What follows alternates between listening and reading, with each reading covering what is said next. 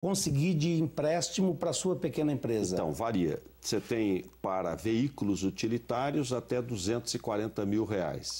Para equipamentos até 120 mil. Para franquias até 80 mil. Então tem várias linhas. Mas então é um valor bom. É um valor muito bom. Não é pequeno, não. E não é difícil ele conseguir esse crédito. Não, ele procura as agências da nossa Caixa. O que é um micro e pequeno? É quem fatura até 2.400.000 por ano.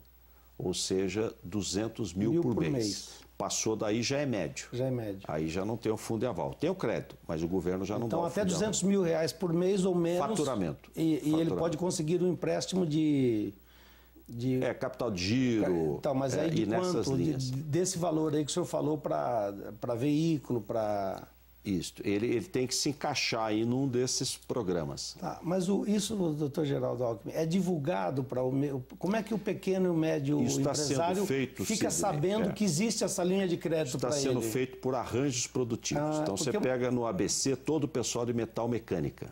Falou, olha, todo mundo que for micro e pequeno, vá lá que tem o crédito e o fundo de aval. Através da associação comercial. Isso, setor termoplástico, moveleiro, vai indo para os arranjos produtivos. E o fundo tem 4 milhões... não é para emprestar, é só para garantir. Esse fundo garante... Exatamente. Mas aí então ele vai garantir... fundo de aval. Eu sei, mas aí ele vai garantir 4 milhões, porque o banco também não vai poder emprestar mais do que o fundo, ou porque existe um valor, um percentual de inadimplência calculado mais ou menos, né? A inadimplência, por exemplo, no Banco do Povo, que é o microcrédito, aquele de R$2.000, né, pequena. Para o pequenininho, para o carrinho de hot dog, para cabeleireira, até R$5.000, a inadimplência é 2%. É muito baixo. 2%? O Mário Covas, Dom Fernando, dizia o seguinte, rico, quando deve, vai para Paris.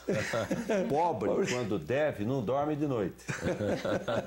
E é verdade. Mas é verdade, o pobre paga direitinho. Paga direitinho. Tá aí olha só, 2%. É muito baixo. Olha, quando a gente vê na inadimplência em outros locais, eu vi uma taxa que chega a 20%, ainda foi segunda-feira, disseram-me isso. Estava perto dos 18, 19 a 20%. E de repente vejo aí 2%. Porque emprestou dinheiro para rico, né? O doutor Geraldo falou, aí vai para Paris. O pobre não dorme até pagar, vende as coisas, mas quer manter o nome, né? Doutor Geraldo, e no caso, por exemplo, de um trabalhador, que a gente viu aqui, um trabalhador desempregado já com uma certa idade, existe algum programa, qual é o incentivo para esse trabalhador?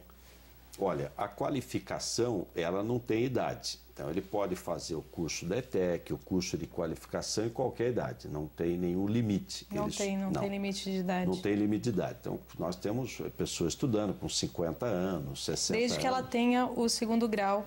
Exatamente. Para fazer ETEC, FATEC, tem que ter o ensino médio.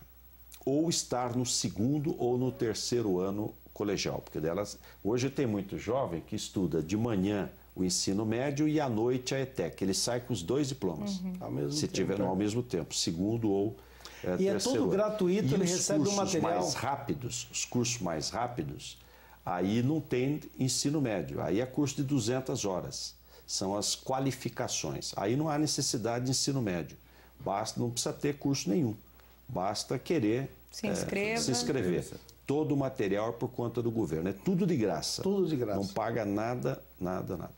É interessante que há diversas entidades também religiosas, como aqui na Diocese nós temos o Frei Xavier, o ITD, etc., que ao menos promovem esses cursos e mantêm esses cursos de qualificação. Por exemplo, todo ano eu celebro lá no santuário, no final do ano, com o Frei Xavier, chega a 1.200, a 1.500 jovens que ele tira das favelas. Também cursos gratuitos com 10 profissões diferentes. Que eu acho que esse esforço da sociedade, o governo não faz, mas também nós, como sociedade, e todas as entidades e as forças dessa nossa sociedade, também devem se unir para realmente realizar esta qualificação, né? Ou preparar essa nossa juventude e, sobretudo, esses que se sentem um tanto marginalizados sejam reintegrados. Quando celebro a missa lá e vejo as famílias todas, porque são 1.200, ou esse ano chegou a 1.500, os jovens, e então vem a avó, vem o avô, vem os pais, etc. Então o santuário fica repleto. E a gente vê a alegria que se reflete na fisionomia de cada um deles. Por isso, o que o governo está fazendo, sim, corresponde a essa alegria interior, porque corresponde à dignidade humana de cada um, que ganhar o seu sustento através do seu próprio suor, pelo seu trabalho. Não é verdade? Sim, claro. E no caso do jovem, a autoestima dele. Eu não esqueço o primeiro saláriozinho que eu recebi como professor do Madureza. Do Madureza. Como aquilo fez bem para mim, a autoestima. Gente, né? Você ter um salário, fruto do seu trabalho. Então dá uma evolução. Mas nós temos aí alguns que querem fazer perguntas ao secretário de Desenvolvimento, que é o Geraldo Alckmin. Vamos lá, que é do governo do Estado. Vamos lá. Alckmin, eu quero saber, assim, o que vai poder fazer por nós, os idosos, uma diversão mais em conta, porque agora está muito. Só as pessoas que têm um alto padrão que podem viajar. Nós que somos ordenadinhos, assim, de 2 salários mínimos, não temos condições, né? É isso que eu queria, né? Dar mais proteção, né? Queria só falar pro idoso, não, tem que ser um passeiozinho, assim, de um dia, bem em conta, né? Ela aí, ó, foi direta, essa né? Essa pergunta acho que era para o doutor Clauri, né, que é o secretário de turismo. Ele teve aqui e ele deu muita sugestão de passeios baratos pelo interior de São Paulo, né? Mas aí a pergunta também, é para o senhor, né? E o turismo, ele gera muito emprego, que é o setor de serviços. Né? O setor de serviços gera uma quantidade de emprego enormes.